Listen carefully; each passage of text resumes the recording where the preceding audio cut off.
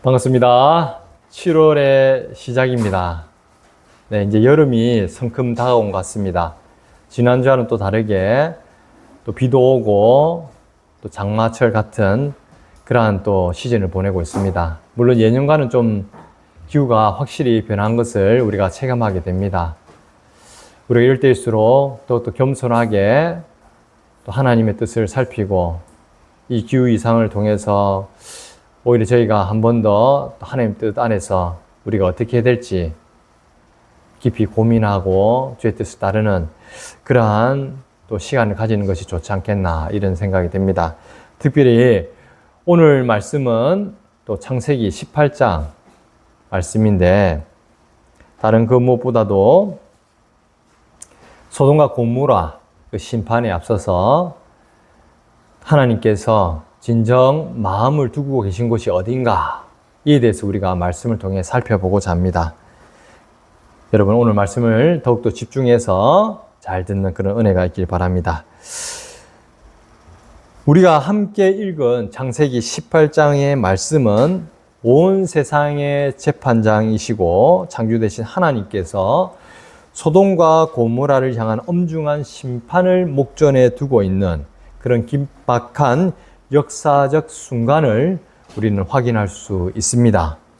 성경은 잘 아시겠지만 지어낸 일이 아니라 하나님의 그 뜻을 밝히 드러내 보이기 위한 역사적인 사건들에 대한 기록이라고 했죠.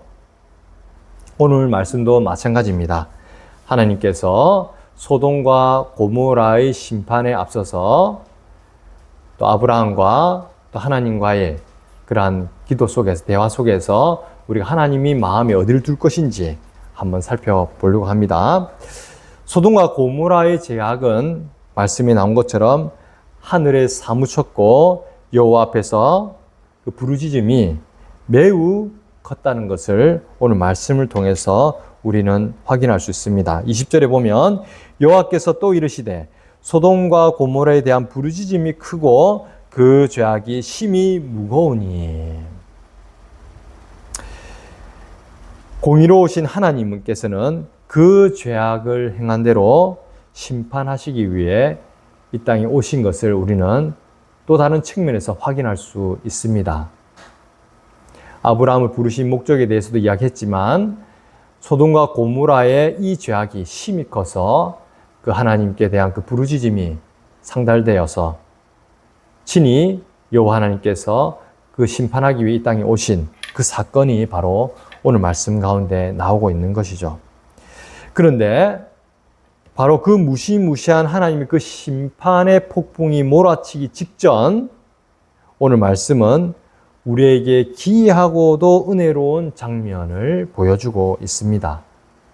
그것은 바로 여호와 하나님 앞에 서서 간절히 구하는 아브라함의 중보의 기도 속에서 우리는 하나님의 그 크신 은혜를 살펴볼 수 있는 것이에요. 오늘 이 아브라함의 간구와 하나님의 응답 속에서 온 세상을 통치하시는 하나님의 마음이 과연 어디를 향하고 있는가? 하나님의 마음이 과연 어디를 향하고 있는가? 이 부분에 대해서 우리는 집중해서 조명해 보고자 합니다. 타락한 세상은 소돔의 그 화려함과 그들의 죄악에 주목할지 모르지만 하나님의 눈과 마음이 향한 곳은 세상의 거대함이 아니었던 거죠. 하나님의 마음은 오직 바로 의를 향하고 있음을 오늘 말씀을 통해서 우리는 확인하고자 합니다. 창세 전부터 그리스도 안에서 우리를 택하시고 의롭다 하신 하나님의 신비롭고 풍성한 은혜와 사랑을 구속사적이고 계시 역사적인 관점에서 의인이라는 그 이름 하에서 함께 확인하고 은혜를 나누는 그런 복된 시간이 되기를 주님의 이름으로 간절히 축원하겠습니다. 본문 말씀을 우리가 전반적으로 살펴보면 이렇습니다. 아브라함은 심판하시는 하나님을 향해 간절히 간구하는 내용이 나오죠. 어떤 내용이었죠? 자기의 목숨을 걸어서 소돔과 고모라의 그 심판을 중지해 주십사 하는 내용이에요.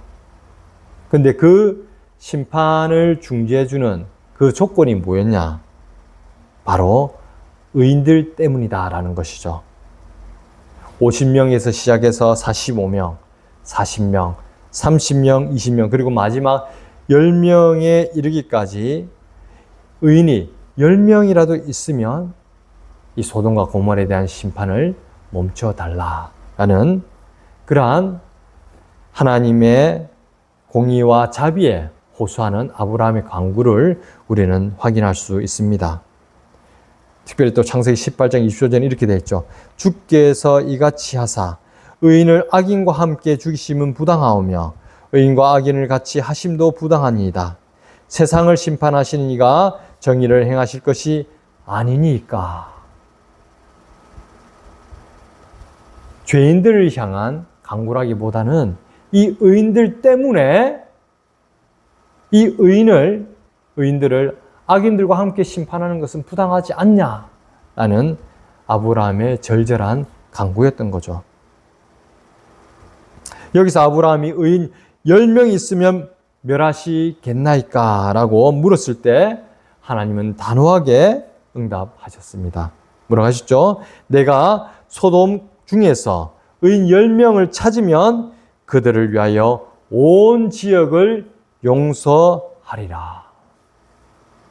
네 말대로 의인 10명만 있으면 나는 그 의인을 위해서 온 지역을 용서하겠다. 하나님께서 이렇게 응답하시는 것을 우리는 말씀을 통해 확인할 수 있습니다. 그런데 우리가 이것을 한번 생각해 볼 필요가 있죠. 이것이 무엇을 의미하는가? 하나님은 단순히 죄를 벌하시는 그런 파괴적인 신이 아니라는 거죠. 하나님의 관심은 온통 의인에게 집중해 있는 것을 우리는 확인할 수 있어야 되는 것입니다.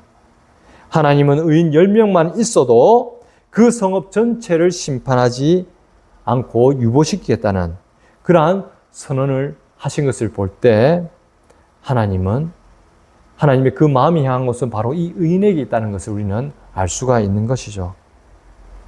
이 세상의 역사와 보존은 악인들의 권력이나 숫자에 달려있는 것이 아니라 오직 하나님이 남겨두신 의인 때문에 유지된다는 것을 우리는 오늘 말씀을 통해 믿음으로 받을 수 있어야 되는 거예요.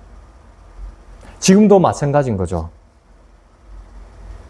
하나님은 무엇을 위해 이 세상 가운데 예수님이 아직 오시지 않는 그러나 아직이라는 그 상태를 유지하고 계신가?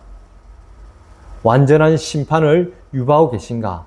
다름 아니라 바로 우리 예수 그리스도를 믿고 의인된 우리 교회를 위해서, 교회를 향해서 당신의 백성들 때문에 유보하고 계신다는 것을 여러분이 믿음으로 받을 수 있어야 되는 거예요.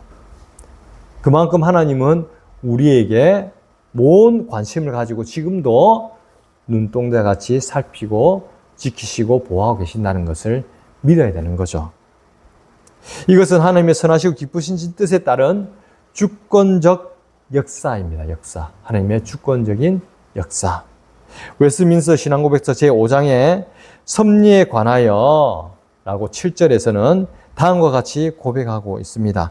하나님의 섭리는 최고로 포괄적인 방식으로 모든 피조물에게 미치지만 그 다음 중요합니다.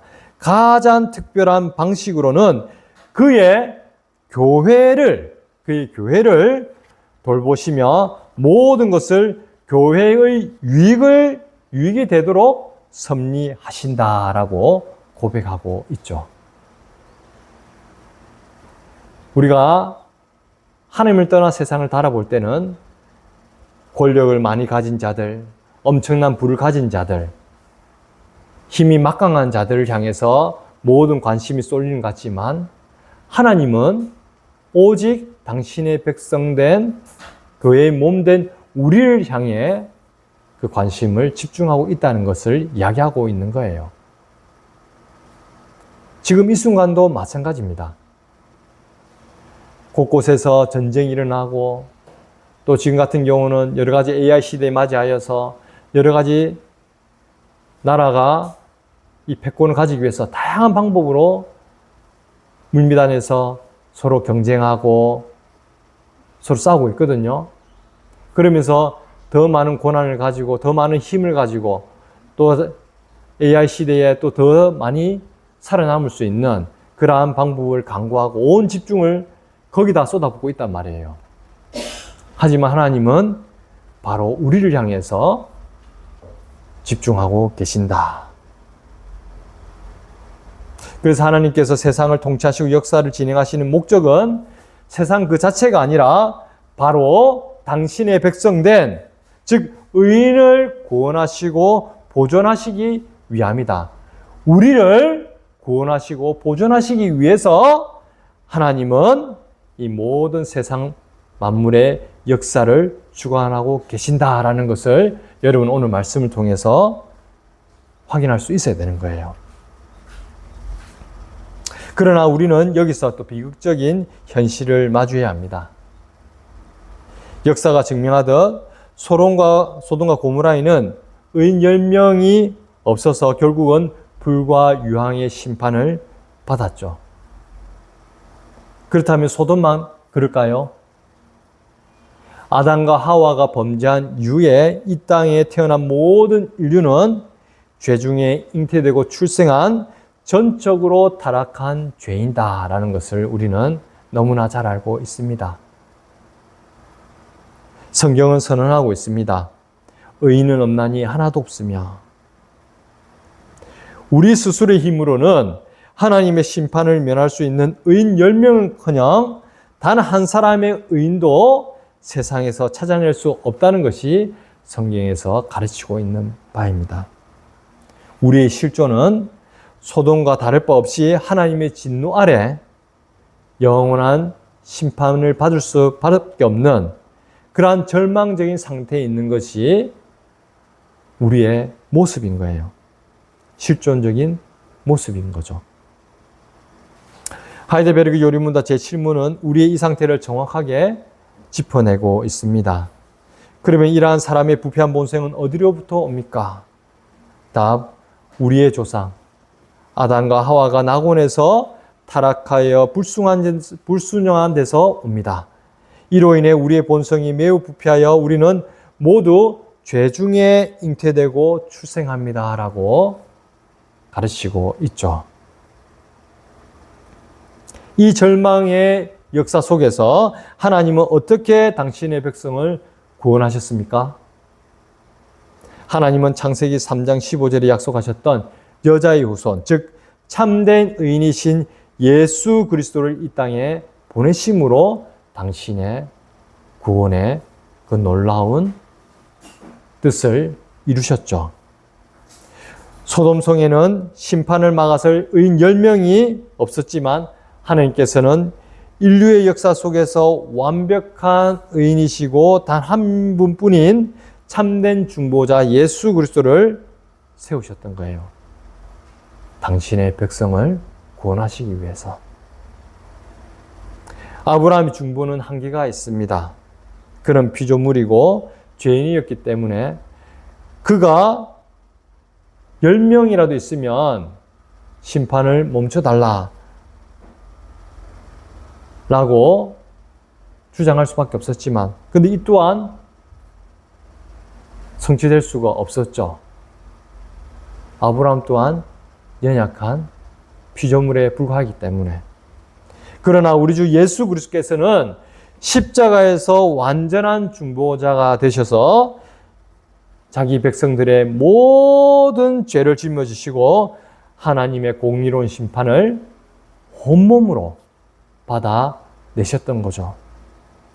벨지 신앙고백서 제26장 그리스도의 중보에 관하여서 이렇게 선포하고 있습니다. 우리가 대언자를 구하고자 할 때 우리를 향한 사랑에서 우리를 위해 자기 생명을 버리신 분보다 더 우리를 사랑하시는 분이 어디 있겠는가? 예수 그리스도보다 더 큰 위엄과 권능을 가진 이가 과연 어디에 있겠는가?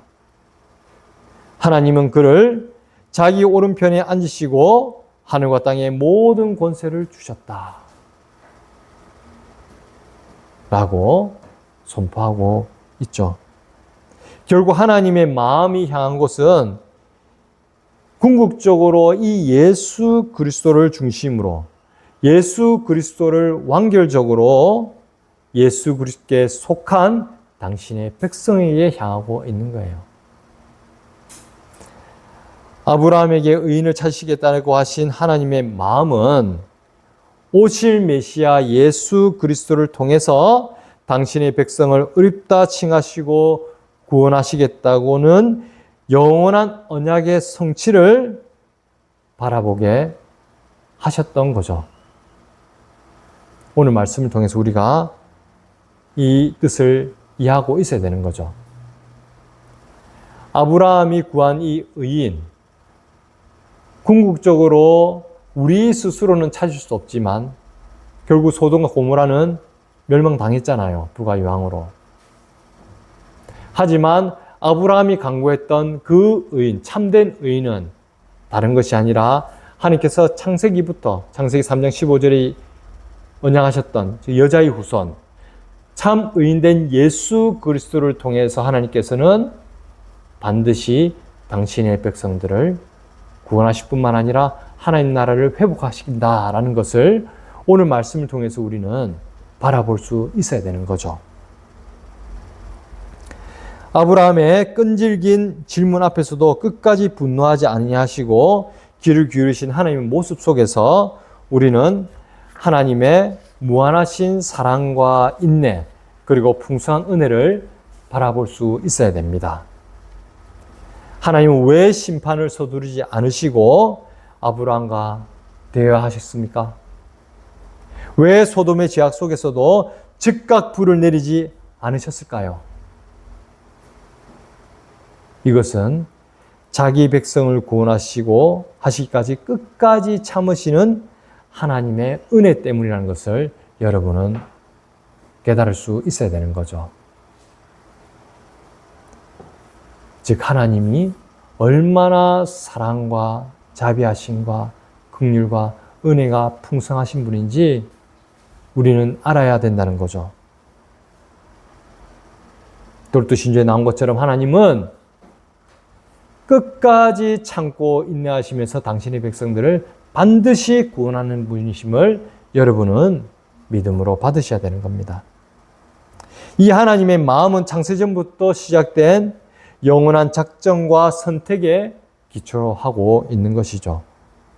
돌두신조 제1교리 선택, 유기와 선택에서 제7조 보면 이렇게 선언하고 있습니다. 선택은 하나님의 불변하시는 목적으로서 하나님께서는 창세전에 인류 전체가 본래의 정직함으로부터 그들 자신의 잘못으로 인해 타락하여 죄와 멸망에 이르게 된 인류 중에서 그리스도 안에서 구원하시기로 일정한 수의 사람들을 택하셨다.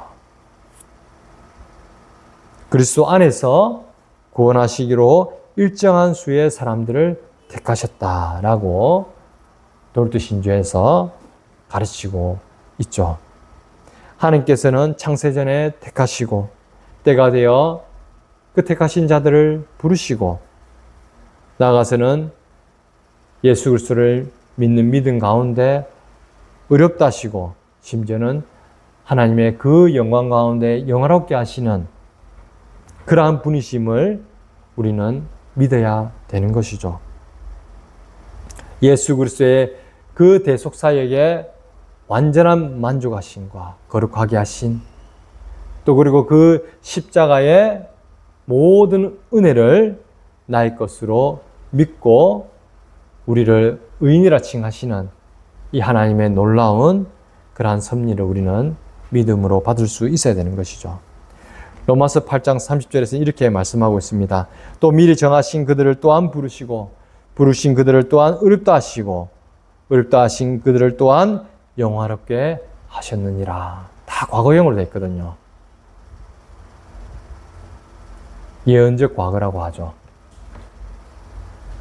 이 말은 즉슨 하나님 뜻 안에는 이미 당신의 백성들을 창세전부터 택하신 당신의 백성들을 영화롭게 하셨다는 전제하에서 당신의 택하신 백성들을 온전한 구원에 이르게 하시는 그러한 놀라운 하나님의 은혜를 우리는 살펴볼 수 있는 것이죠.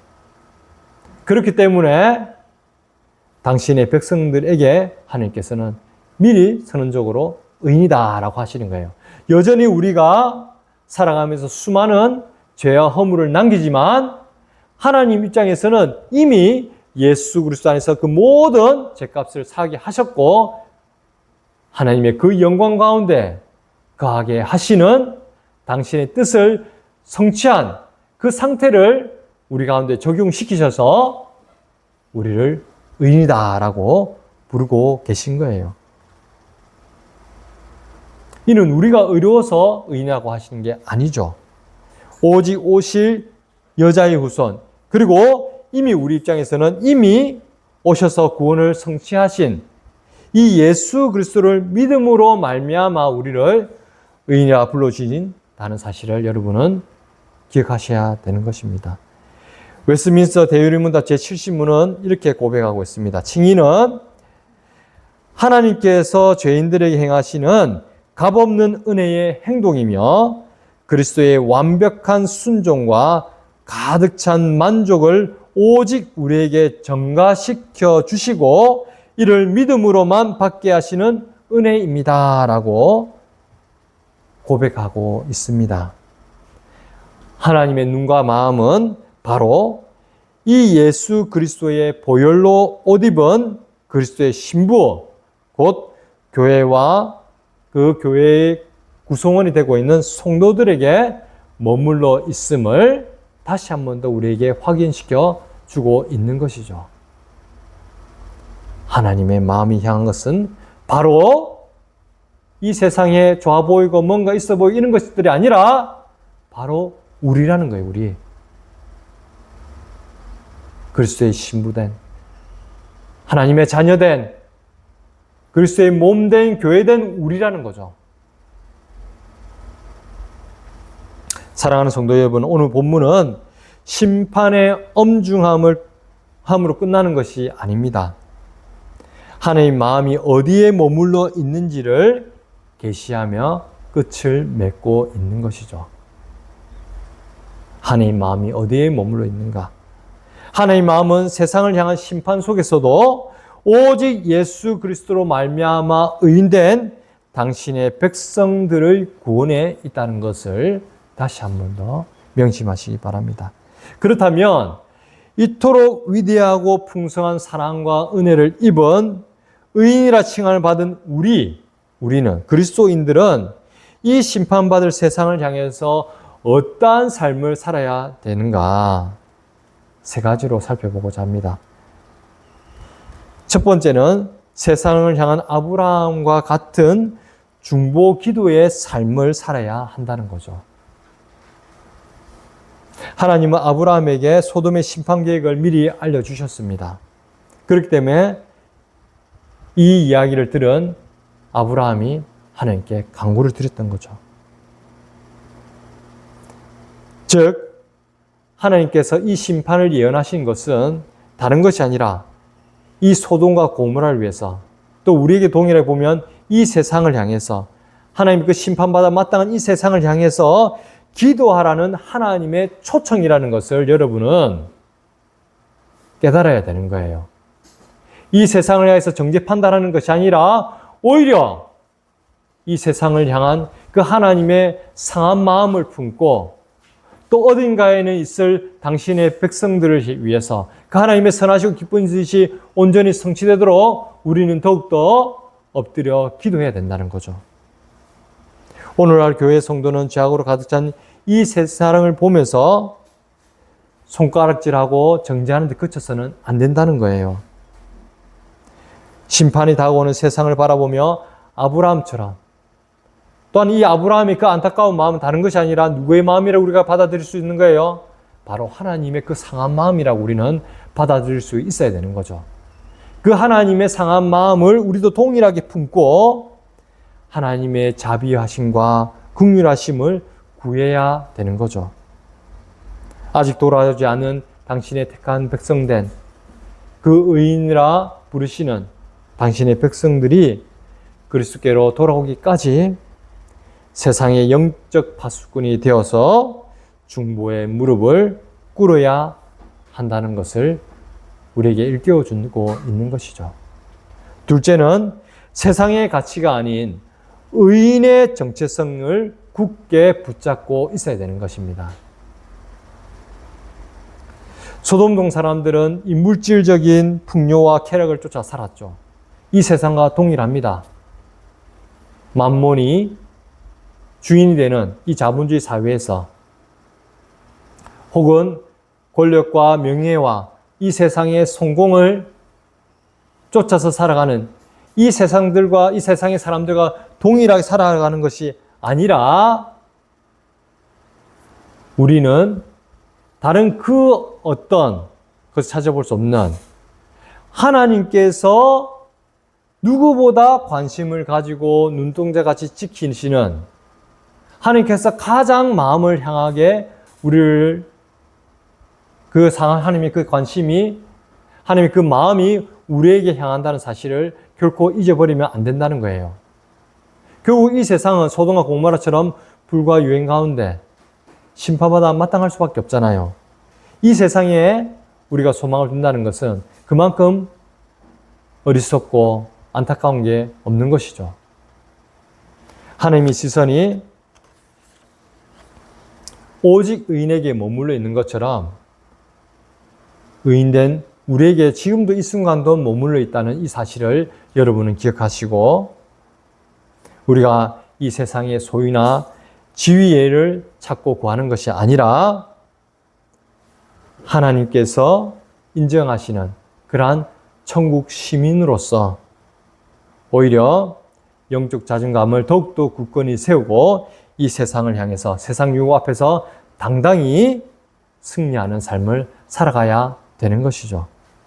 그리고 세 번째로는 그리스도의 온전한 순종을 닮아가는 그런 성화의 삶을 살아야 되는 거죠. 예수님을 깊이 따르고 닮아가는 삶을 살아가야 된다는 것입니다. 은혜로 의롭다함을 받은 자들은 이제 삶으로 하나님의 의를 증명해야 될 때가 된 것이죠. 우리 구주 예수 그리스도께서 죽기까지 순종하심으로 하나님의 그 공의와 사랑을 만족시켰던 것처럼 우리의 삶의 모든 영역에서 예수 그리스도와 같이 하나님 말씀에 순종함으로 나가야 되는 것이죠.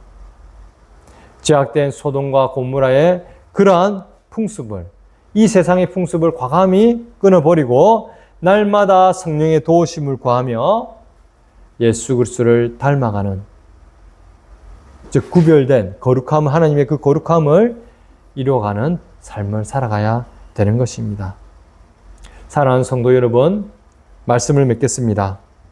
하나님 마음은 지금도 예수 그리스도 안에 있는 저와 여러분을 향해 있습니다.